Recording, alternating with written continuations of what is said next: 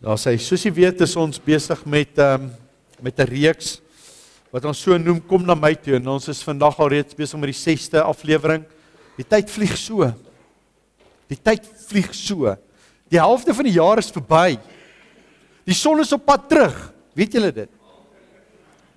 Ja, die son is al per 3 weke, wat alweer op pad is terug. Voel julle dit? Nog nie heeltemal nie, nee, glad nie. Ja. Maar hierdie reeks, kom na my toe, is 'n reeks oor kommunikasie. 'n Kommunikasie met God. Jou belangrikste kommunikasie wat jy kan hê, is die kommunikasie wat jy het met God. Gebed is baie belangrik as wat ons besef dit is. En ek hoop en ek vertrou op die Heilige Gees dat met hierdie reeks dat daar 'n gees van gebed losgemaak sal word in ons gemeente. Dat ons weer 'n liefde sal kry om te bid, om die Here vas te gryp. Soos Jakob, wat hy sê, Here, ek sal jou nie laat los voordat jy my nie geseën het nie. Mense, as die Here ons nie geseën het nie, te vergeefs is dit dat ons soeg en ons sweet en ons aangaan. Ons moet die Here leer om hom vas te gryp. Mag ons 'n tenacity kry, soos wat Jakob gehad het. Dat ons soos 'n bulldog sal wees en sal byt en nie sal ophou nie, totdat. Dis my gebed. Ons het al baie gepraat oor gebed. Vandag wil ek met u praat oor korporatiewe gebed, om saam te bid en om vir ander te bid. Daar is groot krag wanneer jy bid. Glo dit. Ons het gesien hoe in hierdie reeks al, wat se krag daar is. Dat die gebed van die regverdige het 'n dinamiese krag in hom.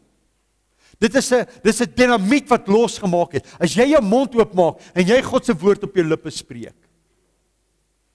Nou. Maar daar is 'n groter ding as dit. En dit is om saam te bid.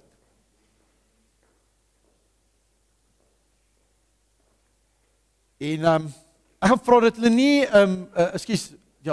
moenie die teks oorsit totdat ek by hom kom nie. Ek gaan eers 'n bietjie voor die tyd net gesels. Is dit reg so? Baie dankie. Goed. Ek wil net vir julle wys hoe belangrik is dit. Alleen bid is groot krag. Moenie dink dit is nie. Want as een bid verjaag dit 1000. I mean, dit is al goeie odds. Goed. Maar ek wil 'n bietjie met julle praat oor die lewe van Elia. Weet julle, Elia, eendag as ons in die hemel kom, het hy baie stories om te vertel van dit wat God deur sy lewe gedoen het. Wow, en dit was onder die ou verbond, onder die Ou Testament. Daar wat Jesus die Heilige Gees nog nie uitgestort is nie. Die Heilige Gees het daar met tye op mense gekom. Maar hulle het nie kom woon in ons soos wat die Heilige Gees heeldag en aldag in ons kom woon het nie. En tog het hy hierdie wonderlike dinge gedoen. En ek sê, as die Here dit vir hom gedoen het, hoeveel te meer kan hy dit nie vir ons doen? Daar is 'n tyd wat hy was altyd deur op reis gewees. En hierdie een vrou het altyd gesien, hoor hier is 'n persoon wat hier verbystap. En sy sê te vir haar man, "Hey, bou 'n kamer aan." Hy sê toe vir 'n mens, dat hy moet 'n kamer aanbou. Ja, julle ken mos daai. Dat as jou vrou by hom kom en sê, as 'n mens nou net so kan doen, en 'n mens dit kan doen, en as 'n mens nou so kan doen, dan weet jy is die mens. Jy moet dit vroeg in jou huwelikslewe al besef. Vroeg al. Andrei, vroeg al. Jy is die mens. En jy moet dit doen. Ja. Okay. En sy sê toe vir die mens, ons moet 'n kamer aanbou, dat hierdie persoon kan kom slaap en oorbly by ons. En toe die kamertjie nou klaar is, toe moes hy hom smeek om in te kom. En uiteindelik weet hy dat dit is soos hy het altyd deur daar verby. So hy het begin om daar te bly. Maar hy sien toe. Hy sê, "Boerie, is daar iets wat ek vir jou kan doen? Want jy het soveel vir my gedoen." En hulle sê, "Weet jy, ons het nie kinders nie." En uiteindelik bid hy vir haar en sjoep, is hy swanger. En 'n tyd gaan verby en hulle geniet hierdie kind so en toe sterf die kind. En in daai tyd is dit weer tyd vir die profeet om verby te kom. Elia. En hy kom in en hier sit sy met die kind. En hy sê, Here, ons het gebid vir hierdie kind. En hy vat hierdie kind toe en hy gaan na die bovertrek wat hulle vir hom aangebou het. En hy sit die kind op die bed neer. En hy gaan vir 3 keer, gaan lê hy op daai kind.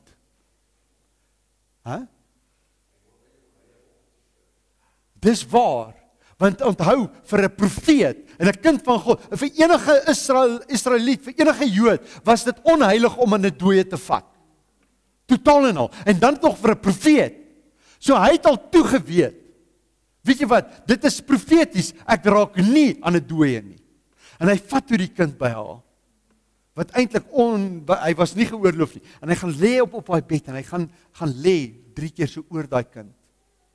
En dan lees ons in 1 Konings 17:22. En die Here het Elia verhoor. En die siel van die kind het in hom teruggekeer, sodat hy weer lewendig geword het. Wow!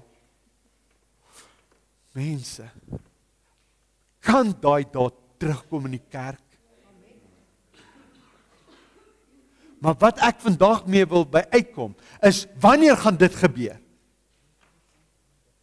Wanneer gaan dit begin gebeur? Dat ons weer, die dooies kan dit opstaan. Ek meen, was Petrus wat stap, en dan val sy skade weer net op die siekes en hulle word gesond. En hulle het daai tyd, was dit 'n algemene ding van, dat dooies word opgewek. En tot vandag toe is daar plekke, waar dit nog gebeur. Maar ons moet gaan kyk, wat is dit? Is dit die salwing wat op daai persoon rus, of hoe werk dit? Kom ons gaan 'n bietjie kyk. Maar ek wil net bietjie met julle gesels oor dit. Maar as ons bid, glo dit, dat God hoor. Moenie ophou bid nie. Moenie moedeloos word in jou lewe en jou stryd nie. Moenie ophou nie. Die tyd gaan daar kom dat die Here jou 'n deurbraak gaan bring. En dan net 'n stukkie verder, net die hoofstuk later, toe kom dit dat al hierdie Baal-profete kom en hulle oortuig die koning en toe daag hy mos die Baal-profete uit. En hy sê toe, nee, kom ons gaan kyk, wie se God is die God wat kan antwoord? Wie is die God wat gebed antwoord? Dit is net ons God. En as dit net ons God is wat gebed antwoord, moenie ophou bid nie. Kom ons leer weer om te bid. En naderhand, hy sê, gee eers die Baal-profete, dit was toe dit mos so droogte was. En die Here het mos vir hom gesê, nee, dit gaan nie reën nie. En hy het homself toe verberg vir die koning, en die koning het hom heeltyd gesoek en gesê, hoor hierso, waar is Elia? Want ek moet hom weer sien, dat hy kan sê dat het weer moet reën. En toe die Baal-profete en al daai, en toe sê nie, okay, ons sal die Baal-profete kans gee, dat hulle nou eers, jy weet, dat die Here hulle antwoord. En hy gee hulle toe kans, en hulle begin toe bid tot hulle grond, en die Here moes mos met vuur antwoord. En hulle bid, en naderhand sien hulle niks gebeur nie, en hulle begin hulle self te sny, en hulle roep tot hulle God, en nou Elias daarso, en hy vra, hoor hierso, wat is dit nou? Slaap julle God dalk? Jy weet, en hy spot hulle, en naderhand gee hulle moed op. En hy sê toe, nee, is reg, is nou my beurt. Hy gaan toe, en hy vat die altaar, en hy grou 'n sloot rondom, en dit is tyd van droogte, en hy gaan gooi daardie hout, en die altaar en alles, papnat. Kyk, as ek moet bid vir vuur, gaan ek seker maak, ek vat droë hout. Kyk, want as daar 'n spaak is, moet dit net vat. Maar nee, Elia van nou anders wees. Hy gooi toe 'n hele groot emmer uit op hy. Hy sê nee, het hy nog bietjie droog. Hy sê gooi nog eene op, en hulle gooi. Hy sê nee, doen dit maar 3de keer, en hy gooi. En dit is papsop nat. En dan lees ons hierso in 1 Konings 18 vers 36. Hy sê Elia het nader gekom en gesê, hy het nie eens geroep.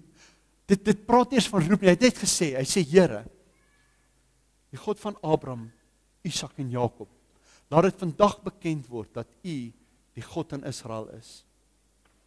En God, en hy antwoord met vuur. En hy laat hom nie net in die brand slaan nie. 'n Vuur kom neer, en hy verteer die hout, die altaar wat hy gebou het, en al die water, en is weg. Antwoord God gebed? Die vraag is net, dit het toegebeur. Dis tyd dat dit in jou situasie moet begin gebeur. Is dit waar? Voel jy nie ook so nie? Sê Here, ja, jy het dit daar en daar en daar laat gebeur. Dis tyd dat dit in my situasie moet begin gebeur. En dan is dit hierdie ding wat gebeur met Elia. Julle het dit al raak gelees. Hy het hierdie wonderlike getuienisse in sy lewe. Net hierna kom daar 'n vrou. En sy sê vir hom, Elia, wees gewaarsku, dat teen die tyd môre, sal ek jou siel, sal ek dit van jou wegneem. En wat doen Elia? Wat gebeur met Elia? Pastoor? Hy hardloop weg. Party van ons verstaan dit. As jy vrou gepraat het, dan hardloop jy. Ja. Maar die koning se vrou sê vir hom, hoor hierso, hoor jy, ek vir hierdie tyd. En dit gebeur so dat hy toe wegvlug. En op 'n stadium kom dit dat hy op 'n afgeleë plek kom. Hy los sy wapendraer daar en hy sê hy gaan nog dieper in die woestyn in. Tot by 'n spilonk en daar in 'n grot gaan kruip hy weg. Genoemd 'n man cave. Ja. Maar als skrif. Ja. Die vraag is, Elia, jy het nou net gesien hoe God geantwoord het. Het jy al ooit gewonder hoekom hy dit gedoen het? En dan kom die Here uiteindelik by hom uit en hy vra vir hom, Elia, wat maak jy hier? Hy vra vir hom 3 keer, Elia, wat maak jy hier? Dis nie waar ek jou heen gestuur het om te gaan nie. Wat maak jy hier? En weet julle wat? Dit was die laaste taak wat hy verrig het vir God. En hy gesê, Here, ek is klaar. En die vraag is, hoekom het hy gevoel, weet jy, ek kan nie aangaan nie. Gaan kyk 'n bietjie. In 1 Konings 19 vers 10 lees ek hierdie. Hy sê vir God, die rede hoekom, hy sê, want al die profete is met die swaard gedood, sodat ek alleen oorgebly het. Hier kom hy, en hy kom agter, hoor jy, toe hy met die Baal profete in dit toe, kom hy agter, dat daai koning het al God se profete doodgemaak, hy's alleen oor. Weet julle ouens, en om alleen te wees, is baie gevaarlik. En hy het 'n besef daaroor gekry. Die ding is, die vyand wil altyd ons alleen kry. As hy jou alleen kry, is dit verby met jou. Maar julle sal nou sien, hy het net gedink hy's alleen. Maar hy besef, om alleen te wees is baie, baie gevaarlik. Weet julle, Reinhard Bonke het altyd gesê, hy het groot dinge in Afrika ingedoen. En het julle geweet, dat voordat hy 'n crusade gaan doen in enige van die lande, 'n maand voor die tyd, het hy 'n groep intercessors wat in daai land ingaan. En dan gaan bid hulle die geesteswêreld skoon, voordat hy daar aankom. 'n Maand voor die tyd, het hy 'n hele span intercessors wat ingaan. Want hy het gesê, as jy wil gaan sendingwerk of evangelisasiewerk doen, en jy doen dit alleen, dis selfmoord. Moenie dink, jy's 'n eiland nie. Moenie dink, jy kan dit alleen doen nie. God het 'n liggaam geskep, en in die liggaam sal jy veilig wees. Moenie dink, jy gaan die Here kan dien, daar een kant, alleen, waar jy op jou eilandjie sit nie. Moenie dink, jy kan by die huis sit, en TBN kyk, en preke daar kyk, en dink, hoorie, dit is nou kerk nie. Dit is 'n leuen van die vyand. Dit is goed om TBN te kyk. Dit is goed om jou gees te voed met dit. Maar dis nie jou kerk nie. Dis nie jou liggaam nie. Moenie alleen kom nie. Ons sien dit in die natuur, en ek het dit al 'n paar keer hier gesê, dat wanneer 'n trop leeu's kom, en hulle wil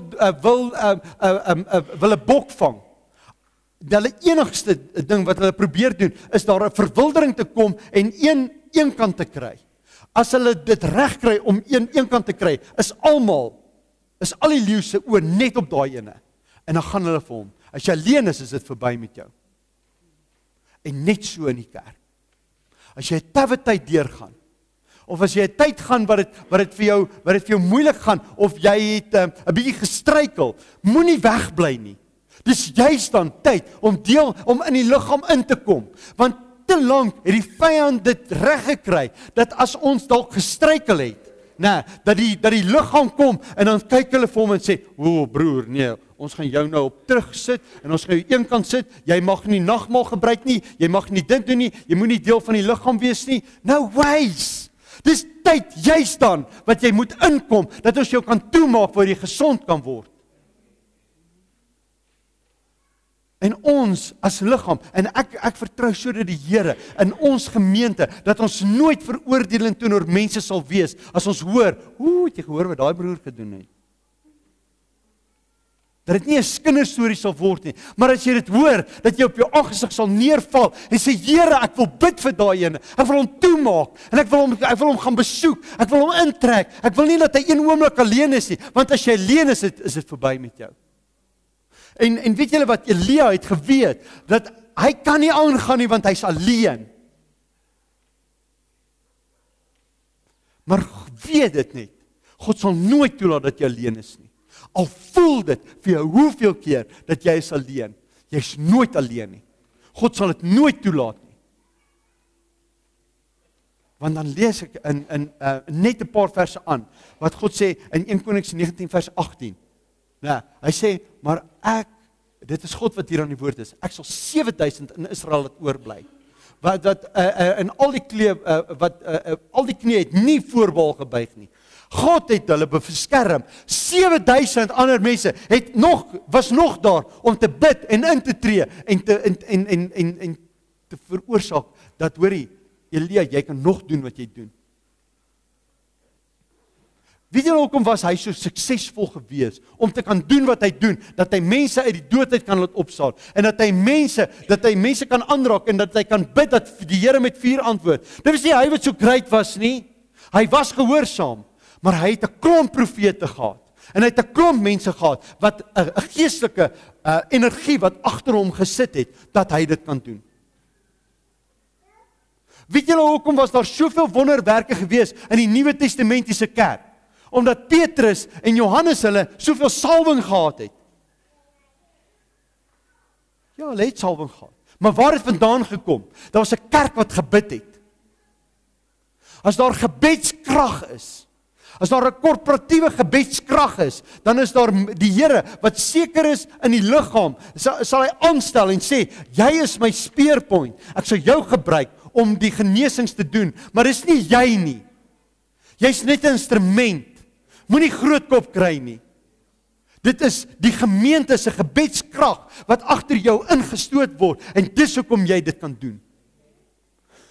Ons gaan nooit dink dat ons dit alleen kan doen nie. Never.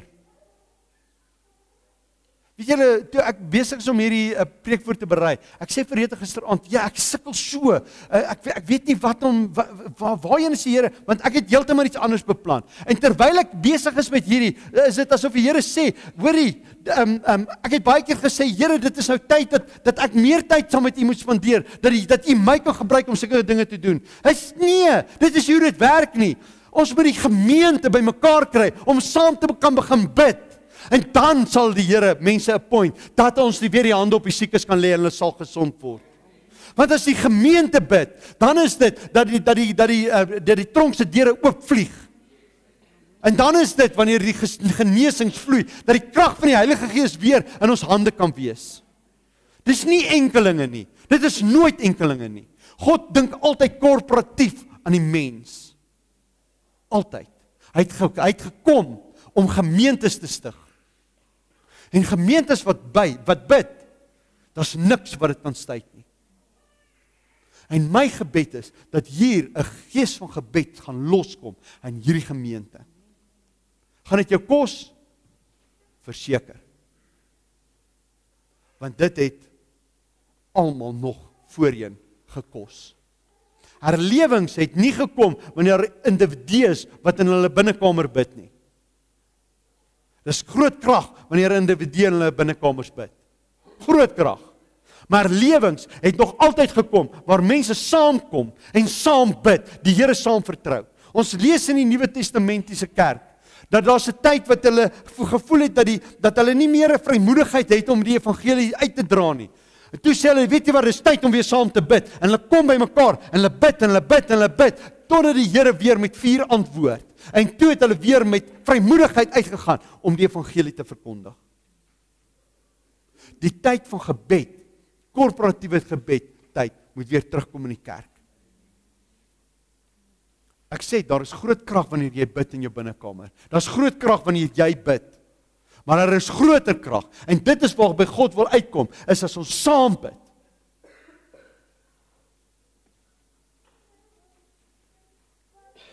En dan Samuel, hy sê hierso, in 1 Samuel 12 vers 23, dit is goed om vir jouself te bid in jou familie, en jy weet, as for and no more, jy weet, maar dit is tyd dat ons vir mekaar moet begin bid. Wanneer jy in jou binnekamer bid, dat ons gaan bid vir mekaar. Want Samuel sê hier, dit is ver van my, dat ek teen die Here sou sondig. Hoe sou Samuel teen die Here sondig? Nou, dat ek sou ophou om vir julle te bid. Wanneer ons bid, dit is goed om altyd vir jou eie goedes te bid, en die Here verwag dit. Hy sê, kom na my toe, jy wat vermoeid en belas is. Hy sê, roep my aan in die dag van benoudheid, sodat ek jou kan uitred. Maar dit is sekere tye. Die Here sê dat die groot deel van ons gebede moet baie keer wees om vir ander te bid. Vir behoeftes rondom ons te bid. Vir 'n gemeenskap daar buitekant te bid wat die Here so nodig het. Samuel sê, ek kan nie teen die Here sondig nie. Dit is ver van my, dat ek nie sal ophou om vir jou te bid nie. Kom ons leer, ons wees aspris hieroor, dat ons sal begin om vir mekaar te bid. Ek en Rita bid elke aand vir hierdie gemeente. Dat die Here se salwing sal vloei, dat die Here julle sal beskerm, dat die Here vir julle goddelik en bonatuurlik sal voorsien in elke area, in elke faset van jou lewe. En dit kom nou net by my op, en ek dink is dalk erg. Indien jy vanoggend hier sit, en jy's nie deel van 'n kudde nie, pas op. Wees deel van iewers van 'n gemeente. Moenie dat die vyand jou om die bos lei nie. Wees deel iewers. Want as ons bid, dan bid ons vir ons hele gemeente. En daar is ander pastore wat bid, en ander dominees wat bid vir hulle gemeentes. As jy nie deel is daarvan nie, daar is nie iemand wat vir jou bid nie. Wees deel. Dit is waarvoor God ons geroep het. Jy is deel van die liggaam.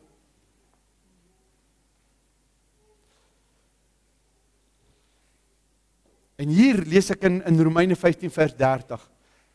Ek het hierdie teksvers ook al gebruik, maar wil iets anders hier uitlig. Wat Paulus hier bid. Hy sê, ek vermaan julle broeders, by ons Here Jesus Christus, en by die liefde van die Gees, om saam met my in julle gebede te stry. Hy sê, ek vermaan julle, ouens, kom en stry saam met my. As daar iemand is wat 'n rooi telefoon tot die Here toe gehad het, was dit hierdie ou, was dit Paulus. Hy was in die teenwoordigheid van God ingeruk gewees. Hy het die hemel gesien. Hy het met Jesus het vir hom die evangelie, soos ons hom vandag ken. Het die Here met hom dit gedeel en gesê, weet jy wat, dit is hoe ek wil hê, dat die Ou Testament is nou verby. Die manier hoe ek gewerk het met die profete en met die konings en daai, dit is iets wat verby is. Kom ek vir jou nou wys, hoe wil ek werk met die kerk? Julle is nou in my liggaam. Alles wat ons weet van Christendom, het ons gehoor van Paulus af, en baie keer verwys Paulus na sy evangelie, wat hy by die Here gekry het om met ons te deel. Nou, kyk, so ou wat in die hemel was en Jesus met hom hierdie belangrike boodskap gedeel. Dink julle hy het 'n oop lyn tot die Here gehad? Ek dink as daai ou vir jou gebid het. Dan het daar dinge gebeur.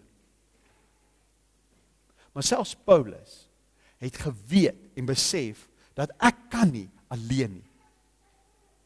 Ek gaan uit om die evangelie aan die wêreld te verkondig. Maar ek kan dit nie doen nie. Dis vir my selfmoord as ek nie die gemeentes het wat saam met my bid nie. En daarom het hy hierdie ernstige woord wat hy insit. Hy sê ek vermaan julle. Dit is die onus rus op jou. Jy kan nie dat ek alleen ingaan nie. Dis vir my selfmoord. Ek vermaan julle gemeentes om saam met my te bid en saam met my te stry in die gebede. Want dit is hierdie gebede wat vir my deure oopmaak. Dit is hierdie gebede wat my beskerm. Dit is hierdie gebede van julle wat vir my dit moontlik maak om te doen wat ek doen. En ons moet op 'n plek kom waar ons weer opnuut kan saam bid vir die mense wat daar buitekant is wat die evangelie verkondig. Vir die mense bid wat dit so nodig het, sodat daar geopende deure kan kom waar die evangelie verkondig moet word. Die onus rus op die kerk. Nou gisteraand toe ek nou besig is om hierdie voor te berei, toe dink ek nou net, jy weet dit is asof hy besig is in een van die gemeentes of by een van die stuure wat hy ingekom het en hy sê, weet jy, ek weet eers waar om te begin nie, maar die Here moet vir my oë geopende deur gee en ek hoop en ek vertrou net dat die ouens besig is om vir my te bid, dat dit moet gebeur. En dit is asof ek weet jy, ek sien hierdie prentjie van hierdie loskram. Jy weet, die ouens het die bal en hulle moet nou net die doellyn is net hier en die resistance is daar, maar ons moet dit daar deurkry. En hierdie vermaan is van ek roep hulle. Ek sê ouens kom, ons het nodig dat ons moet deurdring. Ons moet deurgaan hier en dit roep hulle en die ouens kom een vir een en hulle kom en hulle pak saam en hulle is besig en soos wat die volgende ou kom, sien jy daar begin hulle vorentoe dring. En hierdie stry is presies wat hulle hier sê, is om saam te stoei en te fight dat ons moet deurkom. En dan die laaste ou kom en dit is asof 'n muur meegee en dan gaan hulle en hulle druk die 3. Dis die prentjie wat Paulus hier sê. Ouens, as ek's besig, hier is 'n resistance in die gees. Ek moet deur hierdie muur breek. Ek soek 'n oopgeopende deur. Die vyand se resistance hier is groot, maar kom bid saam met my, kom stryd saam met my. En soos wat jy bid, is daar geestelike energie wat van agteraf kom. En hoe meer dit kom, hoe meer kom daar wat daar 'n geopende deur kom. As die kerk weer begin bid, gaan jy sien wat in die wêreld gaan gebeur. Die wêreld is in 'n toestand waar hy nie nou is. Nie omdat mense opgehou bid het nie. Baie mense bid, maar is omdat ons nie meer saam oor een saak begin bid. Ons praat nie net van korporatief as ons sou bid hier doen nie, maar daar waar jy in jou gesin is tyd dat jy weer begin saam bid. Jy bid en jou vrou bid en jou vrou bid. Maar mense, as julle saam kan kom, en die kinders saam en hulle kan leer, wat is dit, om saam te stry, gaan julle sien hoe die deurbrake dan kom. Daar in jou besigheid, leer die ouens dat julle kan saamkom, en saam kan besluit, en saam kan stry in hierdie ding. Want as jou besigheid nie goed gaan nie, dan gaan dit nie goed met jou werkers nie. So leer hulle om te bid saam met jou. Dat as dit goed gaan met jou besigheid, sal dit goed gaan met hulle. Is dit nie waar nie? Is tyd dat ons moet begin saam stry. En dan lees ek hierdie en ek sluit hiermee af. In Jesaja 65, vers 24. Sê dit daar, en God is hier in die woord. Hy sê, en voordat hulle roep, sal ek antwoord. En terwyl hulle nog spreek, verhoor ek. Dis is die God wat ons dien. Ons moet nie sy arm draai nie. Hy's daar vir ons. Hy's daar dadelik, as ons begin bid, voordat ons nog bid, hy sien die behoefte, voordat jy besef jy het 'n behoefte, dan is sy antwoord al reeds daar, hy weet presies wat om te doen. En dan terwyl jy nog praat, sê ag Here ek wil, en dan is dan verhoor hy klaar, dan stuur hy die antwoord, dan stuur hy dit na jou toe. En dan die tydperk wat dit vat, en ons het dit met Daniel gesien, die tydperk wat dit vat om die gebedsverhoor by jou te kry, dit is die tyd wat jy moet stry en aanhou totdat. Moenie moedeloos word nie. Hou aan bid. En daarom is dit great, as jou besigheid swaar trek, moenie dit alleen daar doen daar by jou nie. Ons het 'n groep van die ouens wat ons saamkom en ons bid saam en ons vertrou saam. Begin leer om saam te bid. saam te stry. Kry vir jou gebedsmaat. En deel met hom en sê, weet jy wat, bid saam met my vir hierdie. En wanneer ons WhatsApps kry en ons SMS'e kry en sê bid vir hierdie, moenie nog 'n gebedsversoek, nee, ek neem kennis nie.